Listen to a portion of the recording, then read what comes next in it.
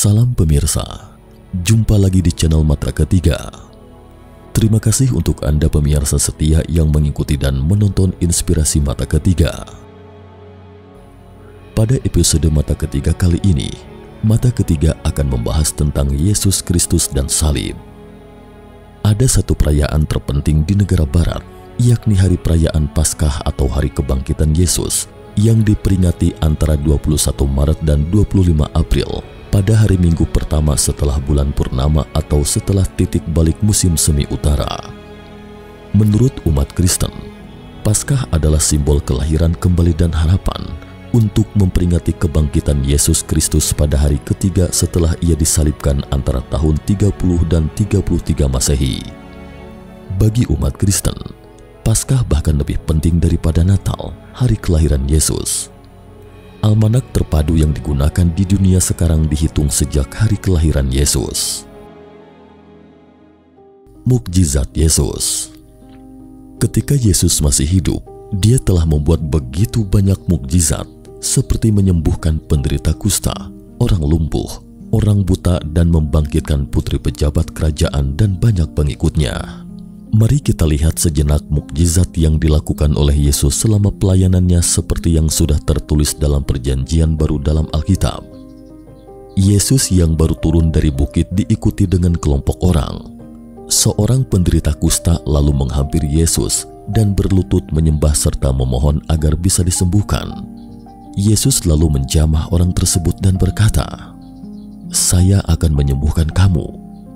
Secara tiba-tiba orang yang menderita kusta itu pun sembuh. Ketika Yesus masuk ke Kapernaum, datanglah seorang perwira dan memohon kepadanya, "Tuan, hambaku terbaring di rumah karena lumpuh dan ia sangat menderita." Yesus berkata kepadanya, "Aku akan datang menyembuhkannya." Tetapi jawab perwira itu kepadanya, "Tuan, aku tidak layak menerima Tuan di dalam rumahku.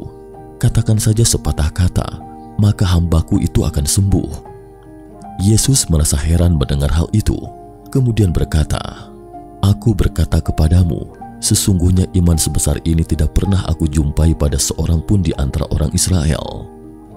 Lalu Yesus berkata kepada perwira itu, "Pulanglah dan jadilah kepadamu seperti yang engkau percaya." Ketika Yesus tiba di rumah Petrus, Dia melihat ibu mertua Petrus sedang terbaring sakit. Lalu Yesus segera membangunkannya sambil memegang tangannya. Lalu lenyaplah demamnya dan ibu mertua Petrus pun segera bangun dari tempat tidur dan melayani Yesus. Pada malamnya, banyak orang yang kerasukan setan dibawa kepadanya. Yesus mengusir roh-roh itu dengan kata-kata dan menyembuhkan semua orang sakit. Pada suatu hari Yesus naik ke dalam perahu bersama-sama dengan murid-muridnya. Tiba-tiba perahu dihantam topan. Ombak menyembur masuk ke dalam perahu sehingga perahu itu mulai penuh dengan air. Pada waktu itu Yesus sedang tidur di buritan. Lalu murid-muridnya membangunkan dan berkata kepadanya, "Guru, tidak pedulikah engkau kalau kita binasa?" Yesus pun bangun membentak angin itu dan berkata kepada danau itu, "Diam, tenanglah." Lalu angin itu reda dan danau itu menjadi teduh sekali.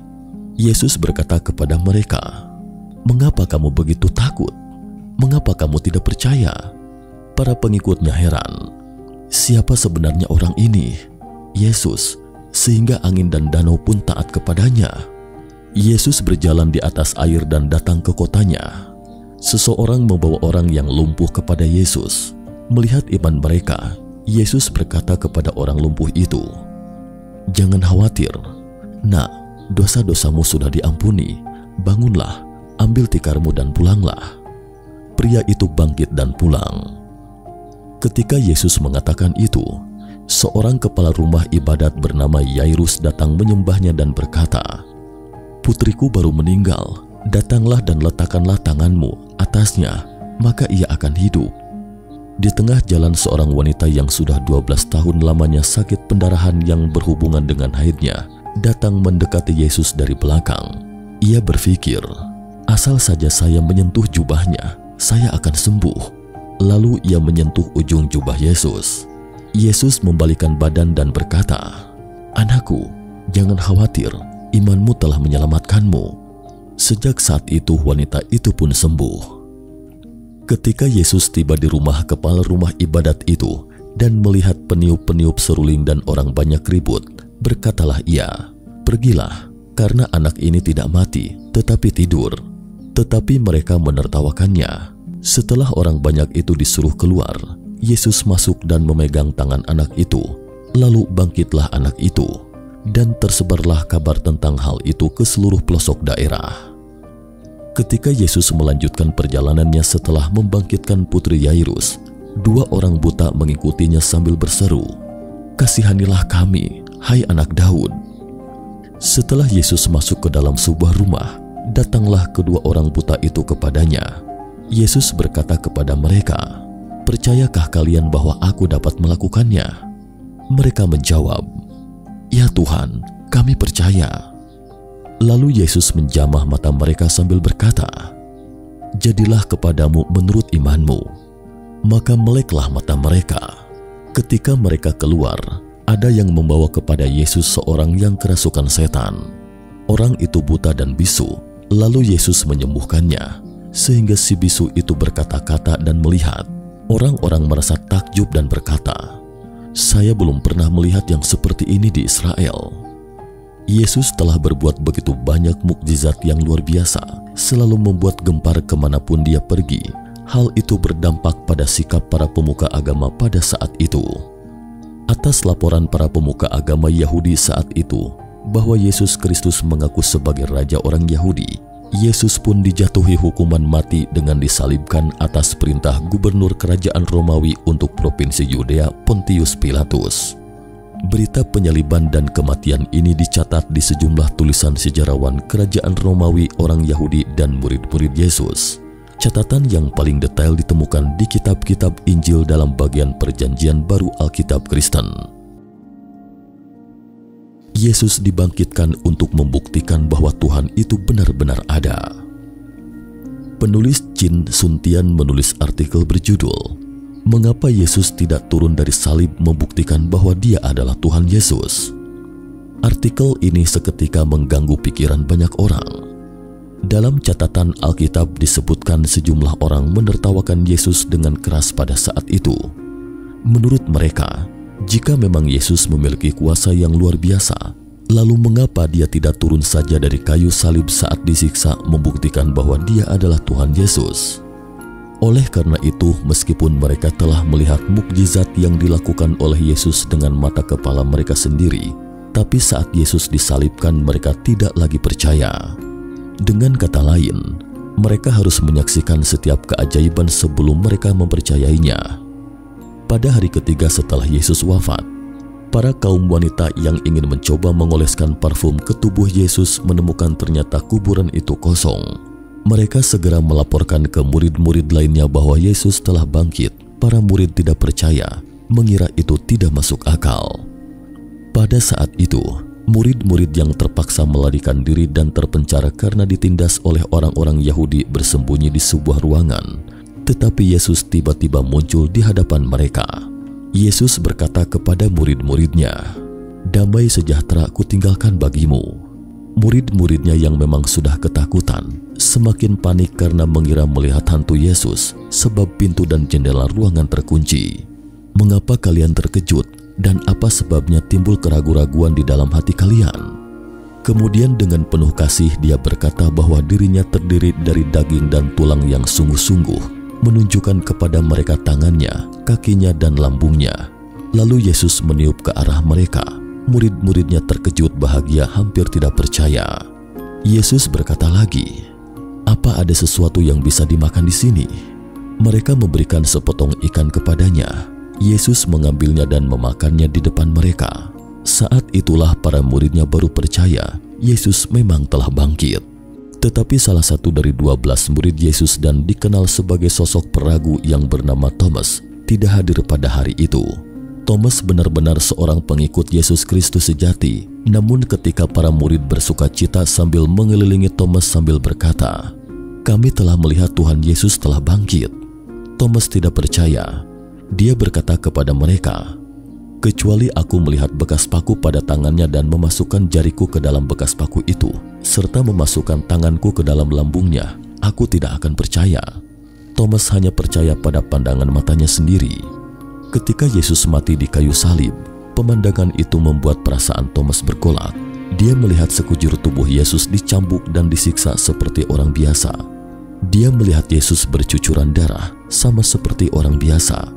Bukankah fisik Yesus yang seperti itu sama seperti manusia biasa juga akan menumpahkan darah dan akan mati kehabisan darah? Yesus memang telah wafat, bagaimana mungkin hidup kembali? Kebangkitan ini berada di luar jangkauan pengetahuan manusia dan sama sekali tidak sejalan dengan akal sehat di dunia. Thomas tak habis pikir dan tidak bisa memahaminya. Sebagai seorang murid, Thomas mengikuti Yesus selama 3,5 tahun dan menyaksikan banyak mukjizat yang dilakukan oleh Yesus. Misalnya Yesus berjalan di atas air dan langsung menenangkan badai, membuat orang buta bisa melihat kembali, membuat orang lumpuh bisa berjalan lagi, dan menyembuhkan penderita kusta. Bahkan Lazarus yang telah mati selama 4 hari dibangkitkan kembali oleh Yesus dari liang kubur. Thomas telah menyaksikan semua keajaiban ini, tetapi kali ini Thomas tetap tidak percaya Yesus telah bangkit. Dia lupa bahwa Yesus adalah anak Allah dan lupa bahwa Yesus juga memiliki kekuatan gaib. Yesus memiliki banyak nubuat kepada murid-muridnya semasa hidupnya. "Saya akan dicelakai, dibunuh, dan akan dibangkitkan 3 hari kemudian." Thomas telah lupa dengan semua itu. Mungkin dia tidak pernah mempercayai perkataan gurunya. Thomas berkata, "Sebelum aku melihat lubang paku di tangannya dan meletakkan tanganku ke dalamnya, aku tidak akan percaya."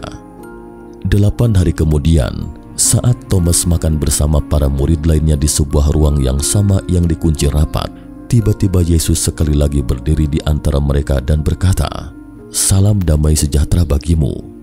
Darah serasa mengalir dari wajah Thomas. Yesus mendekatinya dan berkata, tanpa menunjukkan benci atau sindiran, "Letakkan jarimu di sini, lihatlah tanganku." Yesus menunjukkan tangannya yang terluka supaya Thomas bisa melihatnya. Thomas melompat, bukan karena takut, sungguh, tetapi karena ketakjuban dan reaksi perubahan perasaannya yang mendadak bercampur menjadi satu. Yesus kemudian membuka bagian luar pakaiannya dan berkata, "Sentuhkanlah tanganmu dan masukkan ke lambungku. Berhentilah untuk meragukannya dan percayalah."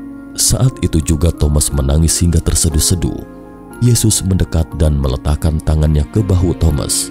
Kemudian Thomas bersujud di kedua lututnya dan berkata dengan hormat, "Ya Tuhanku, ya Allahku." Yesus berkata, "Karena kamu telah melihat aku, maka kamu percaya. Berbahagialah mereka yang tidak melihat tetapi percaya." Thomas yang ragu-ragu, demikian dia bisa disebut adalah murid pertama yang menyebutkan kebenaran bahwa Yesus adalah Tuhan dan Allah. Thomas yang ragu-ragu memberikan pengakuan terbesar yang dicatat dalam Alkitab. Berdasarkan keyakinan, bukan berdasarkan apa yang dilihat mata. Mengapa Yesus tidak turun dari salib dan membuktikan kepada dunia bahwa Dia adalah Tuhan Yesus? Ini adalah pertanyaan banyak orang. Kisah Yesus membuat mukjizat yang disebutkan di awal, orang-orang sakit atau mereka yang memohon bantuan Yesus, semua mukjizat itu terjadi karena iman. Tanpa iman, tidak akan ada keajaiban. Fakta memberitahu kita sejauh mana Anda percaya, keajaiban akan terjadi seperti yang Anda yakini dengan teguh, karena keajaiban itu supernormal. Jika mentalitas tidak supernormal, maka keajaiban juga tidak bisa terjadi pada kita. Selain itu, ada orang yang mengaku percaya kepada Tuhan, menghafal bagian tertentu dalam pasal dan ayat tertentu, tetapi tidak percaya ketika mukjizat ditunjukkan di hadapannya, atau menyangkal keajaiban yang dilihatnya karena rasa iri yang kuat bahkan mencemooh. Mereka tidak tahu bahwa Tuhanlah yang melakukan mukjizat, bukan penerima. Penerima manfaat hanya mendapatkannya karena mereka percaya dan melakukannya berdasarkan perintah Tuhan. Nah pemirsa, cukup sekian dulu Mata Ketiga edisi kali ini. Sampaikan pendapat Anda tentang konten video Mata Ketiga di kolom komentar. Jangan lupa tinggalkan pesan agar Mata Ketiga bisa lebih baik dan semakin baik ke depannya mengungkap misteri dunia. Terima kasih atas perhatiannya. Sampai jumpa.